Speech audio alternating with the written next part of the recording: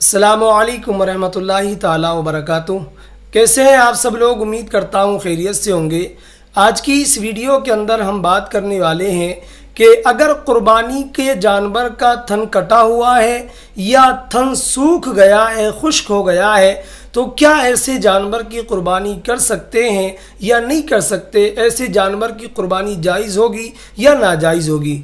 तो आप जहन के अंदर रखें कि अगर कुर्बानी के जानवर का थन कट गया हो या खुश्क हो गया हो तो ऐसे जानवर की कुर्बानी जायज़ नहीं होती है। वो जानवर जिनके दो थन होते हैं, मसलन बकरी है, तो बकरी के अंदर अगर एक थन कटा हुआ हो बकरी का या एक थन उसका सूख गया हो, खुश्क हो गया हो, तो ये नाजायज़ होने के लिए काफ़ी है। यानी अगर बकरी का एक थन सूख गया या कट गया तो ऐसी सूरत में उसकी कुर्बानी नाजायज़ होगी।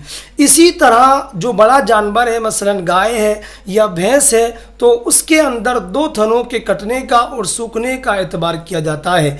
यानी अगर गाय या भैंस के दो थन कट जाते हैं या खुश्क हो जाते हैं, सूख जाते हैं, तो ऐसी सूरत में उस जानवर की कुर्बानी नाजायज़ होगी। तो मैं उम्मीद करता हूं कि आप समझ गए होंगे कि कुर्बानी के जानवर का थन अगर कटा हुआ हो या सूखा हुआ हो तो उसकी कुर्बानी जायज़ है या नाजायज़ है। इसी के साथ वदा चाहता हूं, तब तक के लिए खुदा हाफिज़।